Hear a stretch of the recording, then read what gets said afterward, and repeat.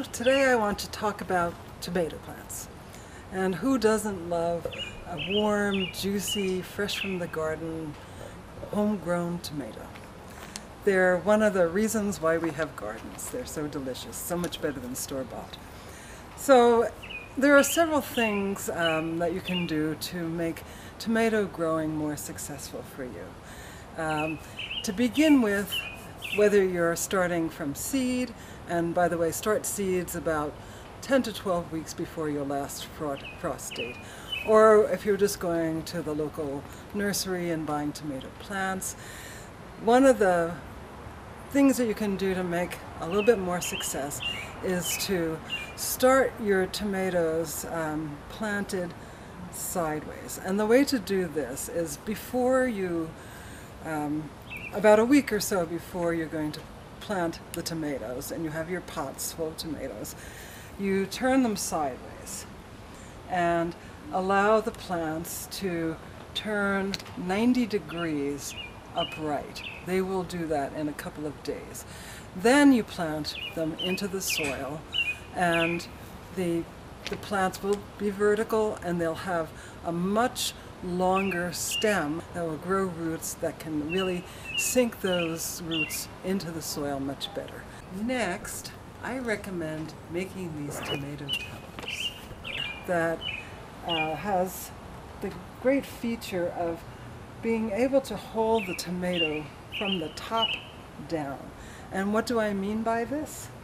There are strings that attach to the top posts, and as the plant is growing its vines, and tomatoes are very vining plants, the vines can be spiraled around the strings, and you add as many strings as you need to for the plant. But usually tomato plants don't have more than 3 or 4 main vines. So usually 3 strings are enough. Maybe 4 strings you might have to add. So what happens is the tomato vines help to hold themselves up because they've got a nice guide for twirling around. And then the tomato plants can get very tall. And you can make these towers as tall as you like. I've made these with 5-foot posts because it's very convenient. The PVC pipes come in 10-foot lengths, and if you just cut them in half, then you have 5-foot posts.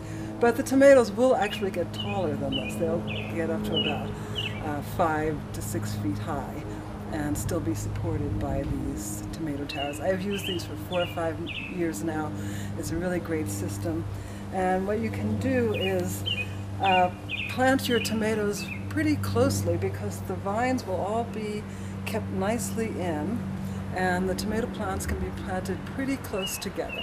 So in order to show you what the top of this arrangement looks like, as you can see, there's 3 posts, and this is what the top looks like. These pieces of PVC pipe are about 3.5 inches. This is about 7 to 8 inches. And what you've got is a kind of a equilateral triangle. There's a T that's holding the 3 posts together, and at each corner there's an elbow, a 90-degree elbow. And so that is the top arrangement, and then you just put the posts in, sink them into the ground. It helps to sink them in by setting where you want the posts to go, and to really get them even and vertical and nice. I think it's good to test it. Pour a little water when you finally come up to the location that you like. Remove the posts away, and then make sink holes about 4 or 5 inches deep. And then it works very easily. So this is the most economical version. If you have a desire to make a little bit more sturdy or more balanced arrangement, you can do a 4-sided post arrangement. And here you just need a kind of a cross in the middle, 4 equal length PVC pipes, and then the 90-degree corners. And so that will cost a little bit more money, and certainly will work probably, I hate to say better, because I have used just the three-legged ones for years without any trouble, and so they work fine. But if you have a little doubt, you can go to a four-sided one. So I've left a third string. I'm going to show you how to do the strings. The best way is to start with some kind of a stake. This is just a kind of a loop stake. You can use bigger ones. You can buy a roll of wire and just cut lengths of wire and then bend it into a horseshoe pin. And so anything can work as a stake. And you just push it into the ground. You push this in. Since this is the first one, we're going to get it pretty close to our main stem. Push that into the ground and tie it at the top. I use a knot called a constrictor knot, which is really very handy and it works well, but you can look that up on the internet or use just a different knot, as long as the string is taut. And then you just guide the main stem around the string, and you just keep track of it. Come out and check every day, every other day, and make sure the vines are going straight up those strings.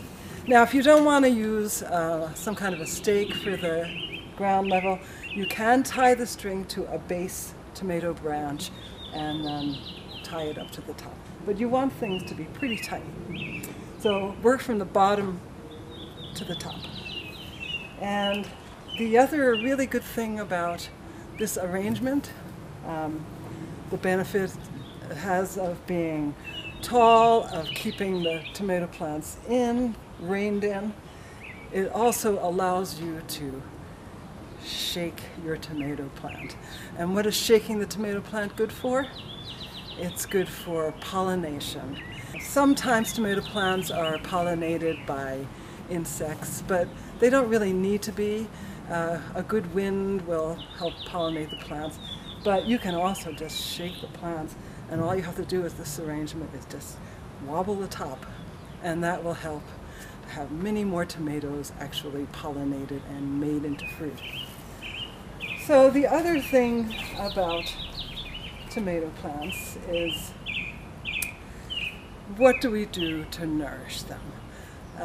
Overall in my vegetable garden, I really recommend using this crushed rock product called azomite, which has many, many different minerals and many different even trace minerals. So it's good for our nutrition too.